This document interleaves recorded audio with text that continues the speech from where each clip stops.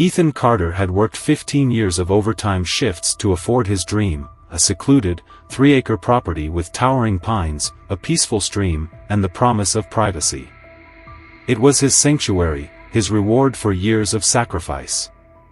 That morning, he stepped onto his back porch, coffee in hand, inhaling the crisp autumn air. The world was quiet, just the way he liked it. Then, he saw them.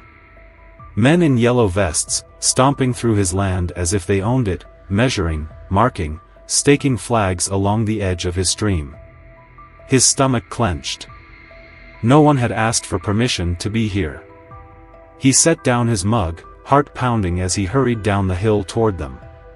"Excuse me," he called, voice sharp with barely restrained anger.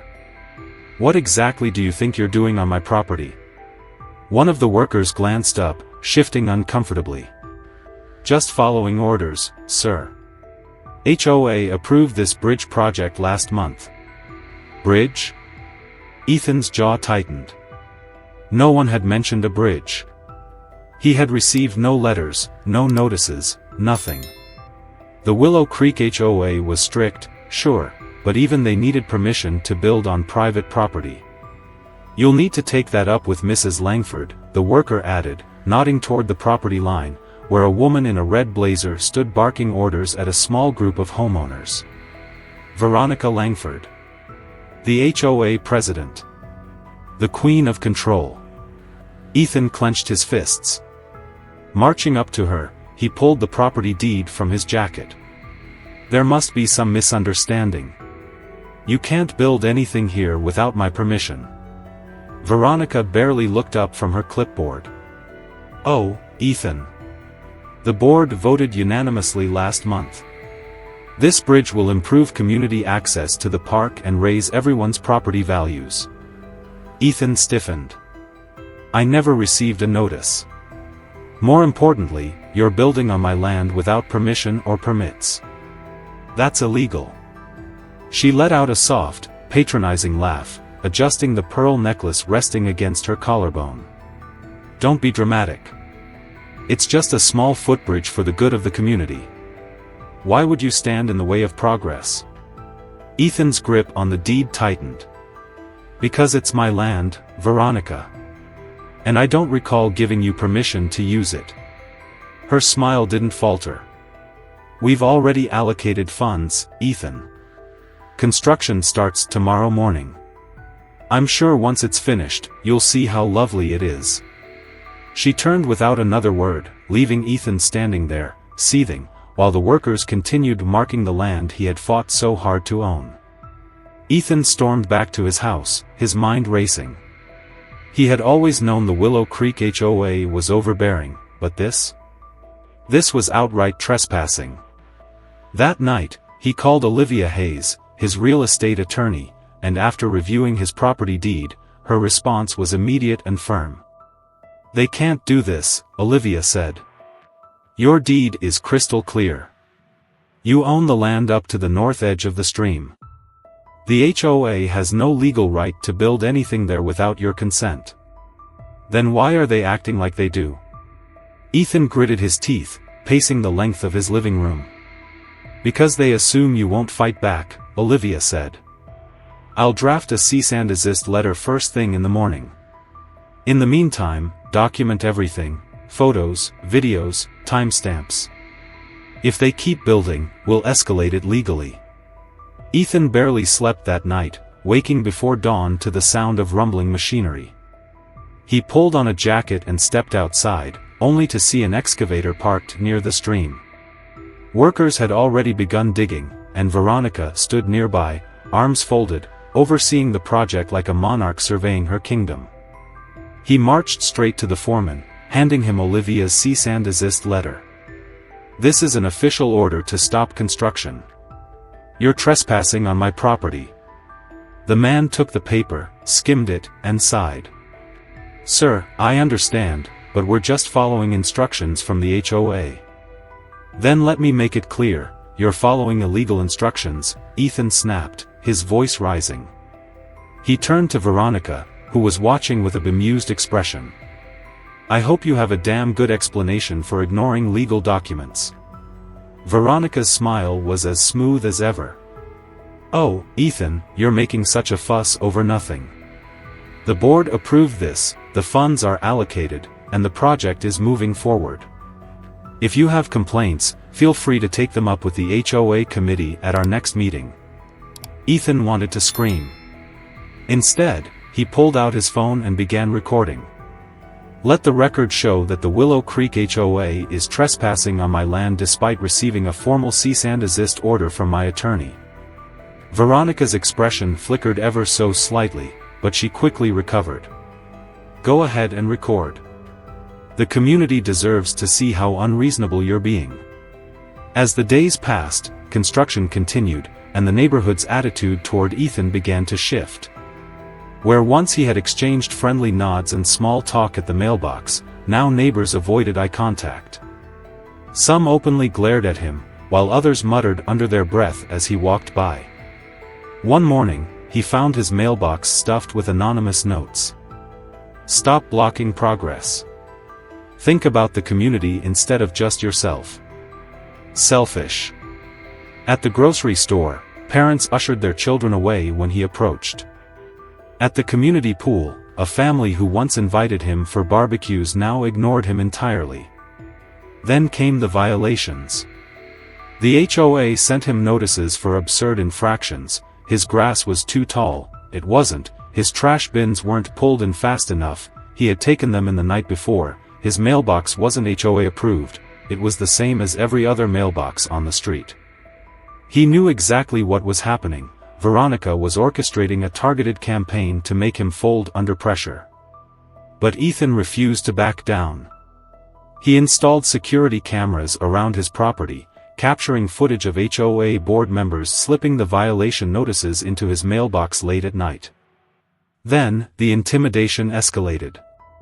Late one evening, he returned home to find a black SUV parked across the street, its occupants watching his house.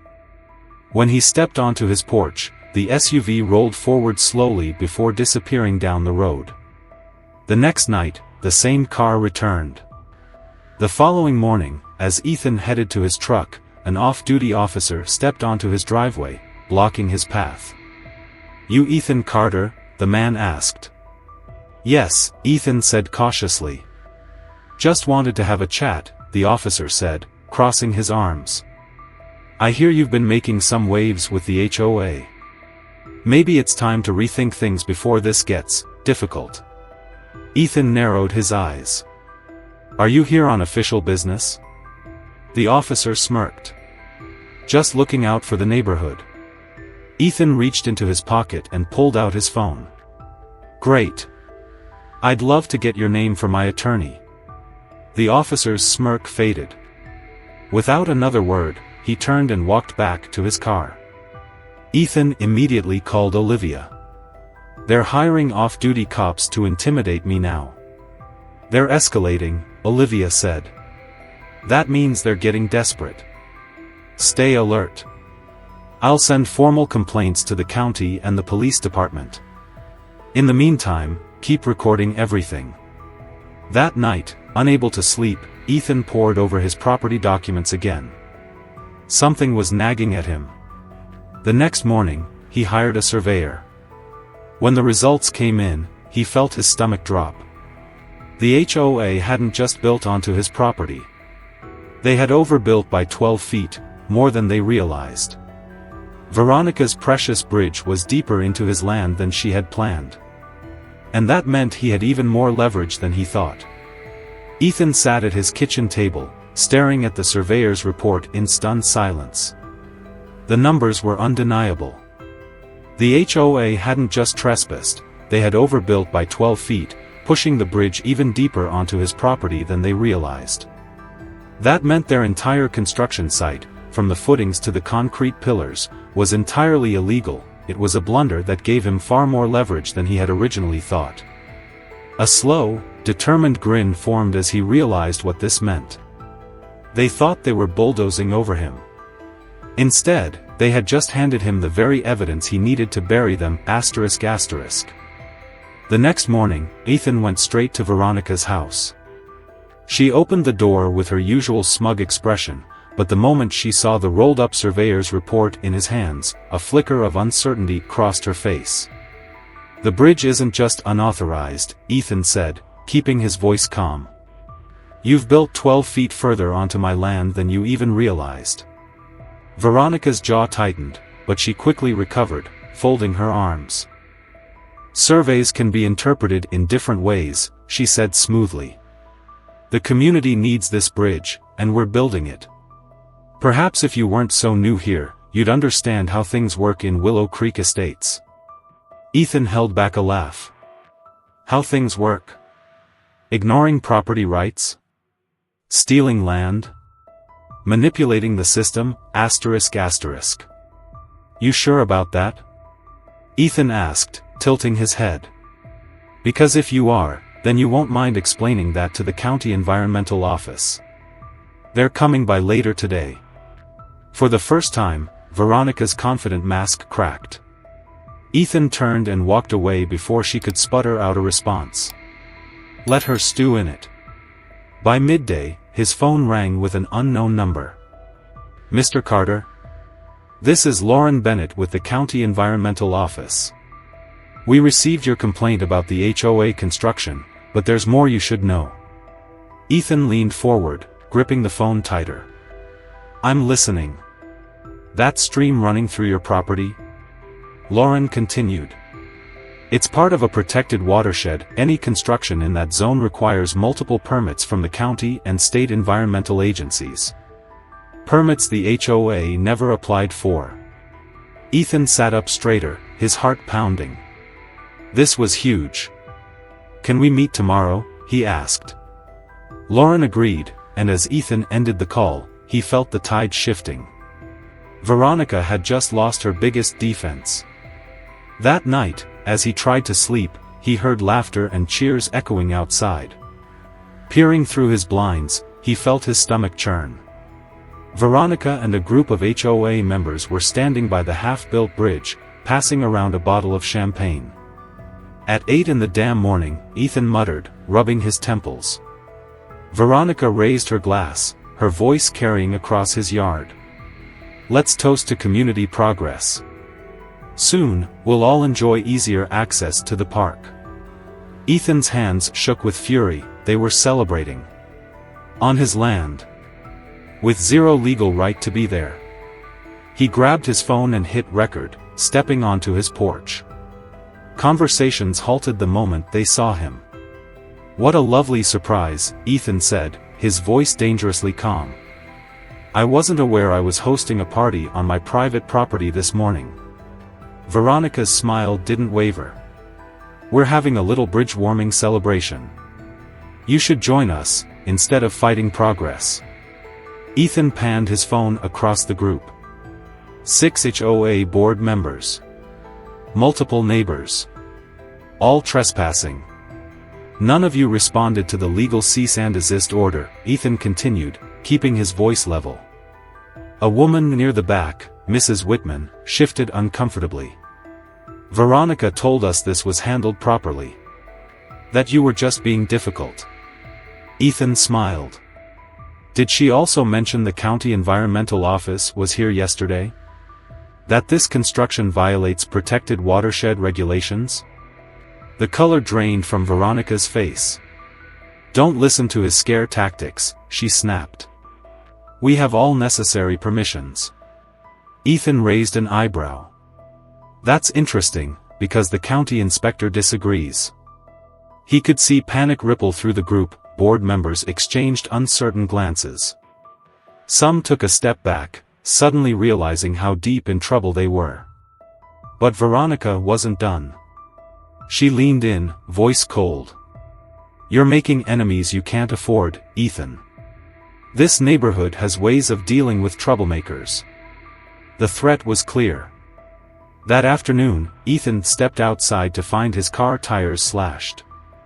Security cameras? Tampered with, the footage was corrupted. His blood ran cold. This was beyond HOA politics. This was deliberate retaliation. He called Olivia immediately. "They're escalating. What can we do to shut this down faster?"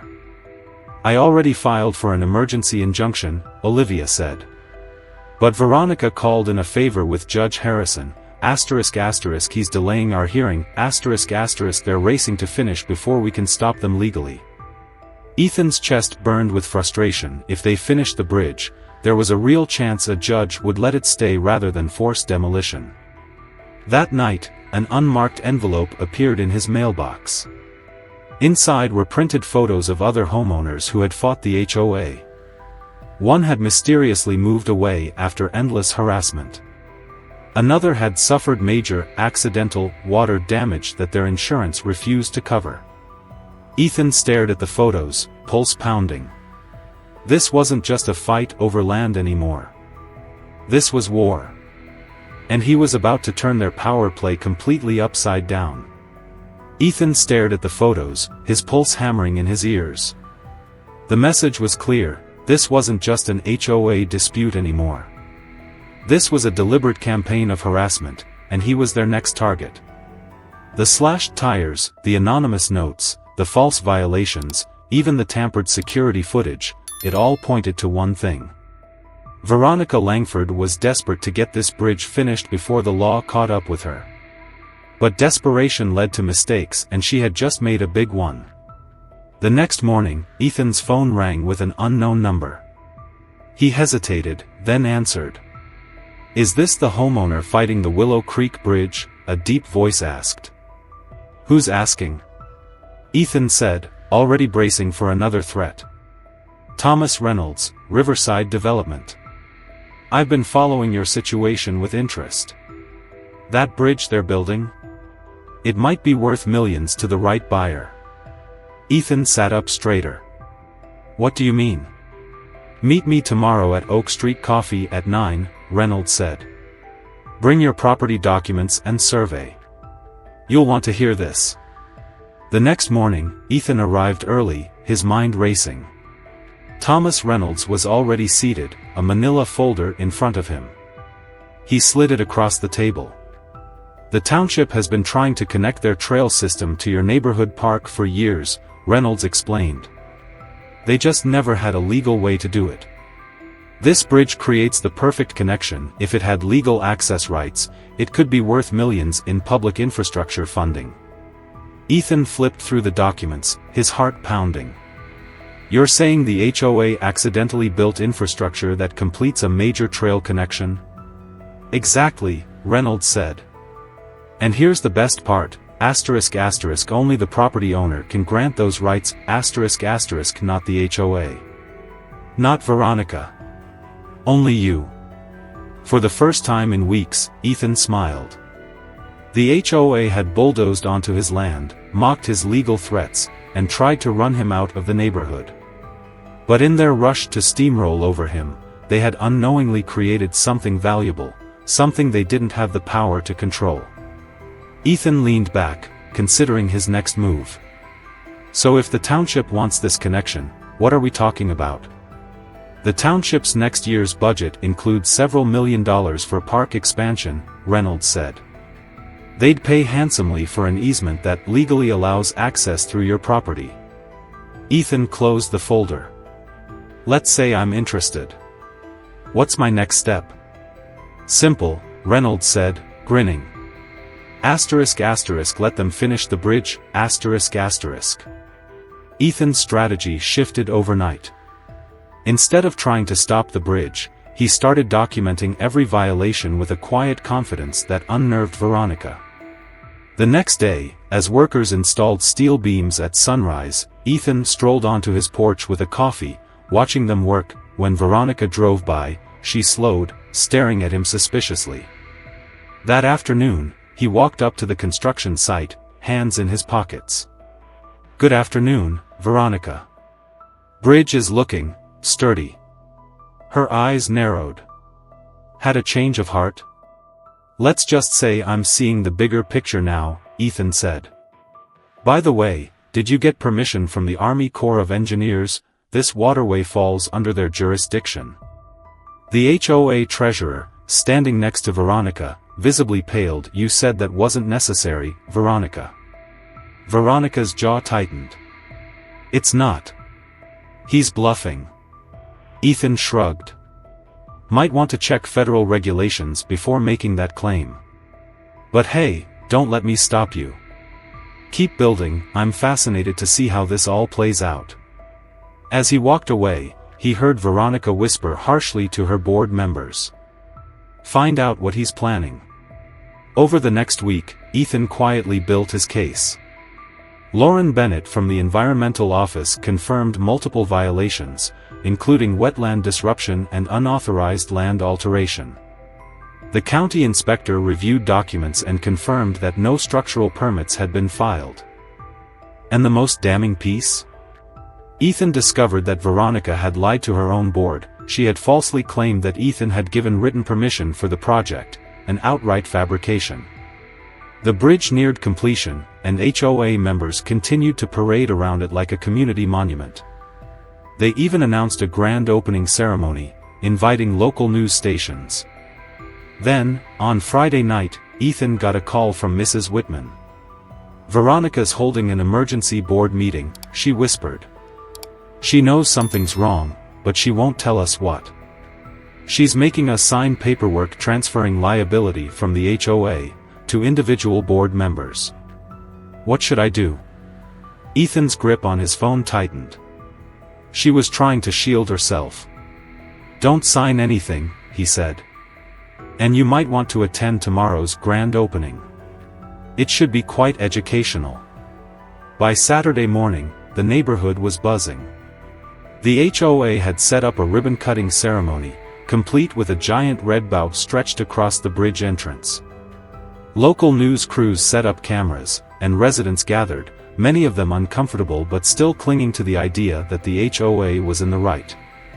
Veronica, dressed in her signature red blazer and pearl necklace, took center stage, a giant pair of ceremonial scissors in hand.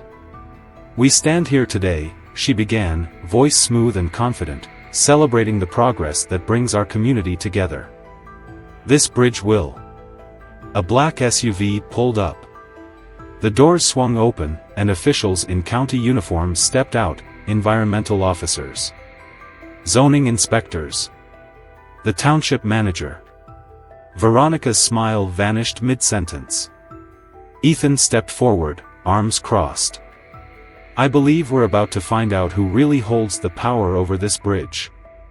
The head of the county's zoning board stepped in front of the cameras.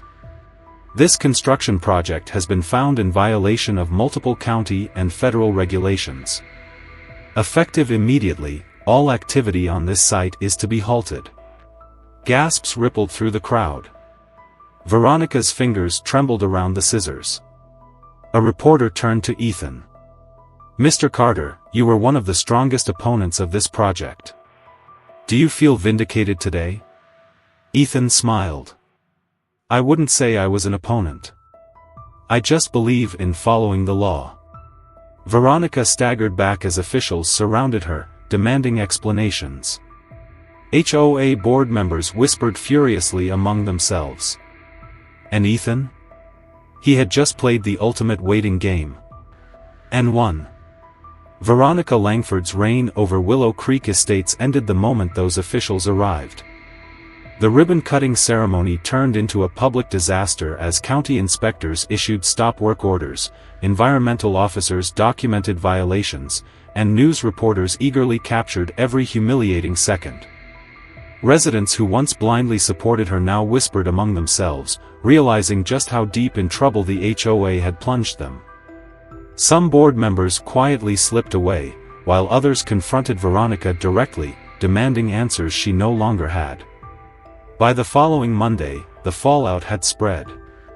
The HOA's legal team sent Ethan a desperate letter, threatening counter-lawsuits for interfering with community improvements. But Olivia, his attorney, called him laughing. "They're panicking," she said. "This letter proves it. They know they've lost." The very next evening, Veronica Langford arrived at Ethan's doorstep.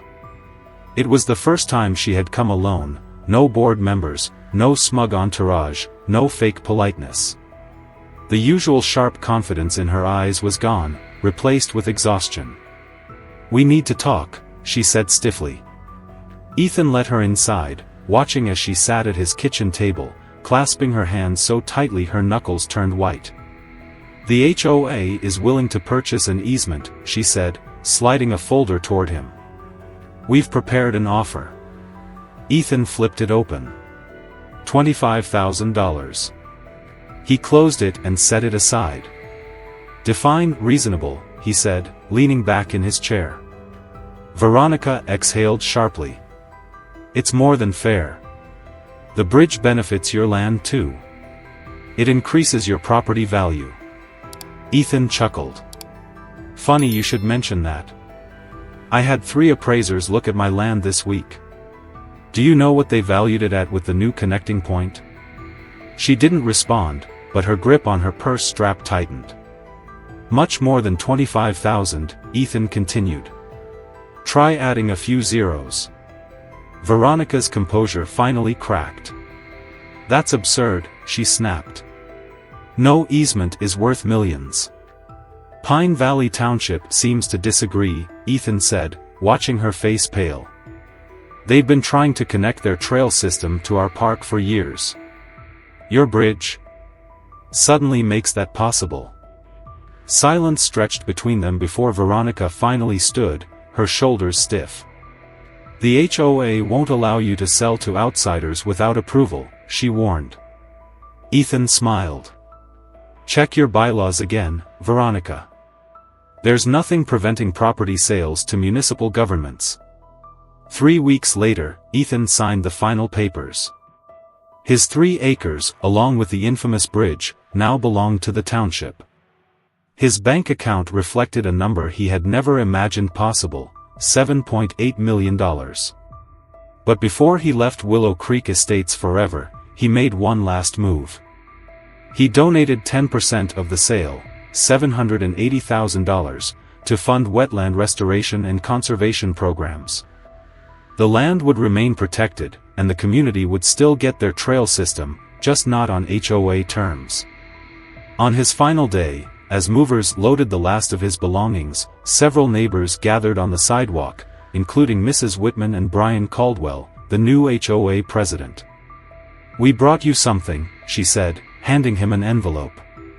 Inside was a framed copy of a sign that would be placed at the new park entrance. "Willow Creek Nature Corridor, where community and conservation meet. Established 2025, made possible by a generous donation from Ethan Carter." Ethan blinked back unexpected emotion. "Didn't think I'd be leaving a legacy," he admitted. Brian clapped him on the shoulder. Veronica fought for control. "You actually made a difference." As Ethan climbed into his truck, he took one last look at Willow Creek Estates. Across the street, Veronica stood in her front yard, watching. There was no smugness, no snide remarks, just quiet acceptance. Maybe, in her own way, she had finally learned a lesson. But Ethan wasn't staying to find out. He pulled onto the highway, leaving the HOA and its power-hungry games in his rearview mirror. His new beachfront condo awaited, bought with cash. No HOA in sight. Sometimes in life, the very thing meant to walk over you is what ends up elevating you. Have you ever felt powerless against an HOA, or a Karen, trying to control your property?